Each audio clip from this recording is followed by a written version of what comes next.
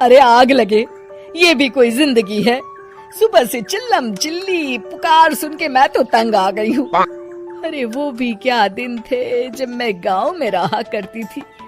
पहले बड़ी सुखी थी मैं। पहले मेरी जिंदगी क्या थी और अब क्या हो गई है। शहर में तो लोग भेड़ बकरी की तरह जीते हैं। जीने का असली मजा तो गांव में है। क्यों, क्या हुआ माँ जी? आज गांव की बहुत याद आ रही है आपको? अरे हाँ बहू, शहर का जीना भी कोई जीना है। लोगों की आधी जिंदगी तो सड़कों के ट्रैफिक में निकल जाती है और यहाँ रखा ही क्या है। एक बात कहूँ, दिल्ली शहर अब पहले जैसा नहीं रहा। क्या माँ, जब देखो गांव के गुणगान गाती रहती हो। ठीक है, इस बार ना बच्चों के कॉलेज की छुट्टियों में हम सब गांव चलेंगे, ठीक है? हाँ, ये ठीक है। फिर कुछ दिनों के बाद सारा परिवार अपने गांव चला जाता है। अरे वाह, कितनी ताजी और साफ हवा है, कितनी शांति है यहाँ।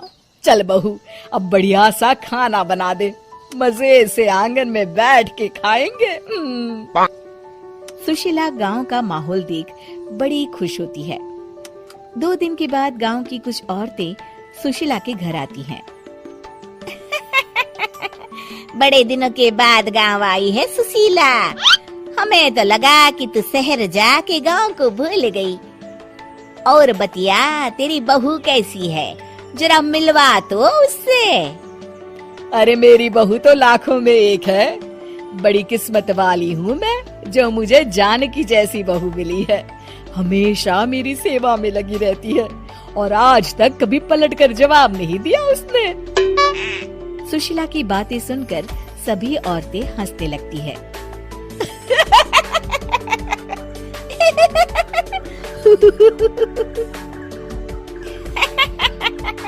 अरे कुछ भी बोले जा रही है। तबीयत तो ठीक है? तेरी बहू चांद से आई है क्या? क्यों बहनों, दुनिया की कोई भी बहू अच्छी होती है क्या? सब औरतें ममता की हाँ में हाँ मिलाती हैं। अरे मैं तो कहती हूँ दुनिया की हर बहू सास का खून चूसने वाली डायन होती है, डायन। मैं तो एक बिल में 1000 सांप के साथ रह सकती हूँ, लेकिन अपनी बहू के साथ नहीं रह सकती। हाँ, तूने सही कहा।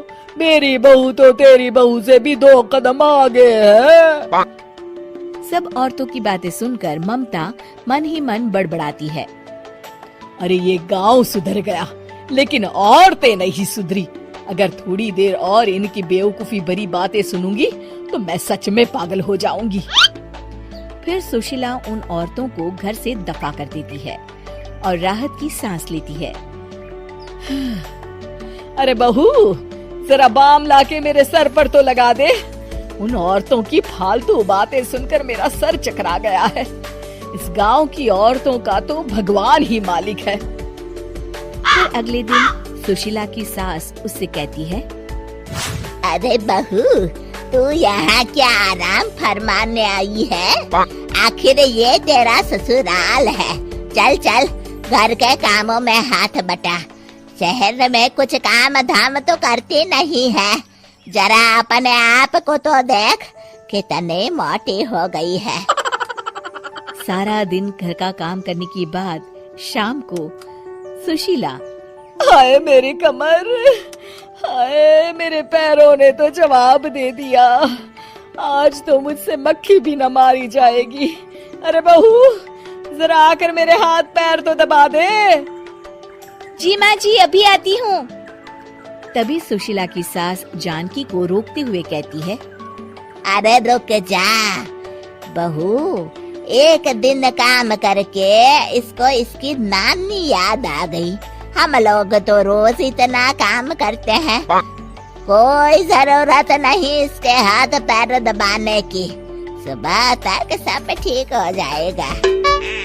सुशीला अपनी सास की बातें सुनकर हैरान रह जाती है। इस तरह धीरे धीरे गांव आने के बाद सुशीला की परेशानी शुरू हो जाती है।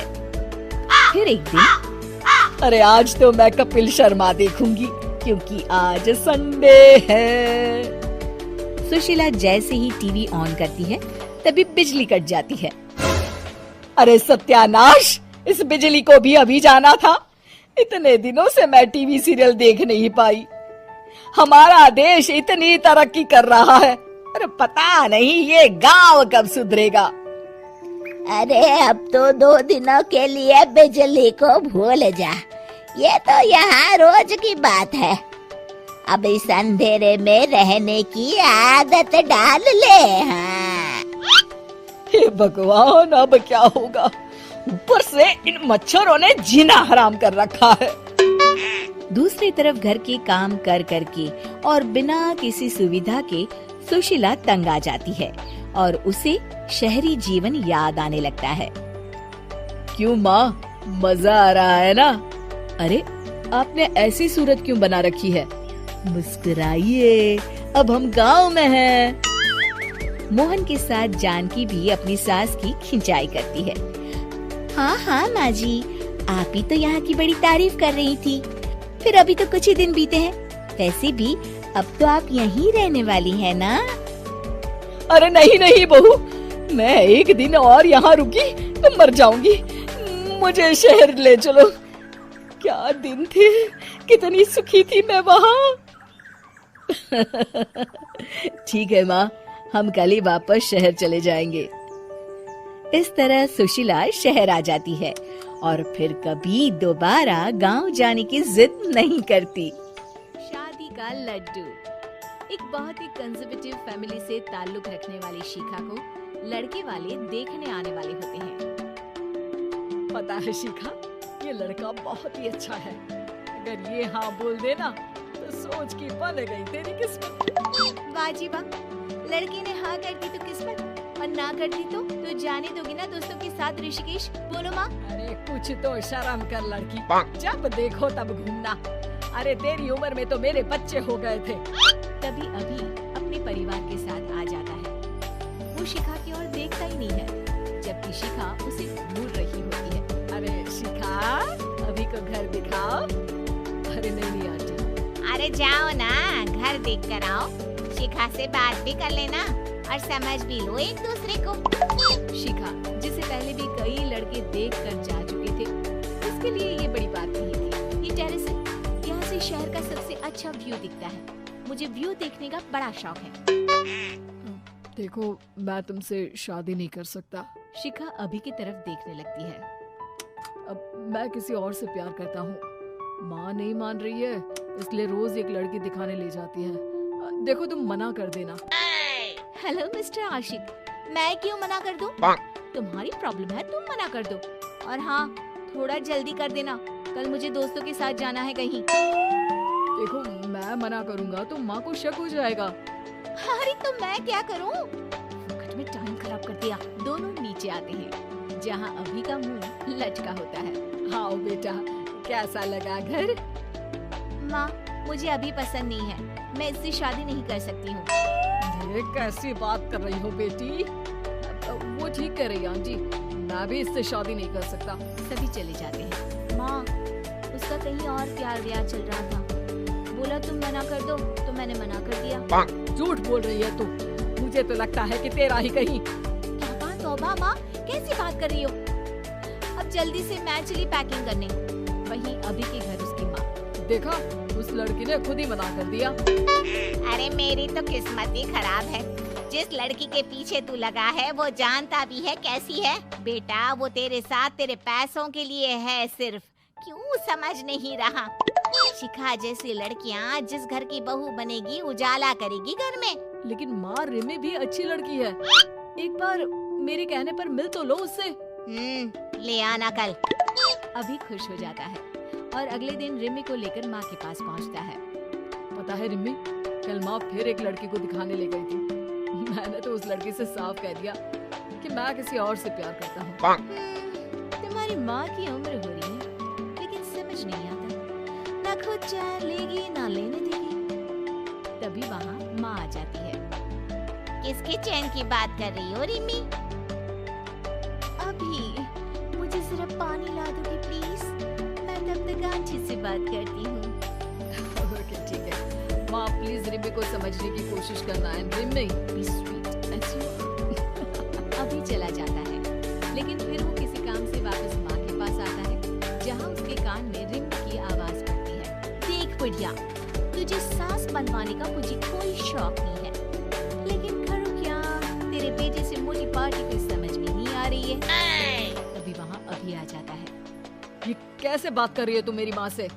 चिल्लाओ मत, मैं किसी की ऊंची आवाज नहीं सुन सकती। माँ, आप इस लड़की के बारे में सच बोल रही थी। निकल जाओ मेरे घर से। रिम्मी के जाने के बाद माँ, मैं इसे बहुत अच्छी लड़की समझता था, लेकिन कोई बात नहीं बेटा, परेशान ना हो, तू जा कहीं घूम कर आ। अब क्या, एक और शिखा निकली ऋषिकेश के लिए, तो अभी भी वहीं आ जाता है और दोनों का आमना सामना हो जाता है।